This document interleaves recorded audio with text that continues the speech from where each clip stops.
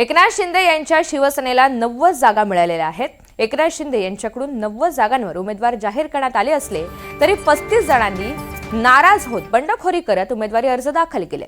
आज उमेदवारी अर्ज मागे घेण्याचा शेवटचा दिवस आहे, त्यामुळे शिंदेंच्या शिवसेनेचे वरिष्ठ नेते नाराजांची समजूत काढण्याचा प्रयत्न करतात। मंत्री उदय सामंत, खासदार रवींद्र वायकर, राहुल शेवाळे, शीतल म्हात्रे, मिलिंद देवरा यांच्याकडून अपक्ष उमेदवारी अर्ज दाखल केलेल्यांशी संपर्क करून त्यांची समजूत काढली जाते अशी माहिती मिळते। आज अर्ज मागे घेण्याचा शेवटचा दिवस असून बंडखोर उमेदवारांची समजूत काढण्यात शिवसेनेच्या नेत्यांना कितपत यश येतं हे पाहणं महत्त्वाचं असेल। अधिकची माहिती जाणून घेऊयात। आवेश तांदळे आपल्या सोबत आहेत। आवेश, खरं तर शिवसेनेसमोर आता बंडखोरांचं मोठं आव्हान आहे, असं असताना समजूत काढण्यामध्ये शिवसेनेच्या नेत्यांना कितपत यश येईल? नक्कीच ऋतुजा, आपल्याला माहित असेल की 7 वर्षानंतर महानगरपालिकेच्या निवडणुका राज्यभर होत आहेत, त्यामुळे मोठ्या प्रमाणात सर्वच पक्षात बंडखोरी झालेली आहे। म्हणजे शिंदेत नाही तर भाजपमध्ये सुद्धा बंडखोरी झालेली आहे।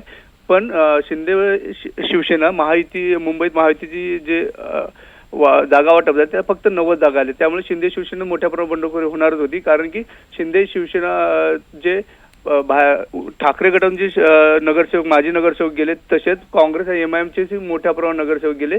तिथे जागा शिंदे शिवसेना मुंबईत कमी मिळाल्या, त्यामुळे मोठ्या प्रमाणात बंडखोरी झालेली आहे।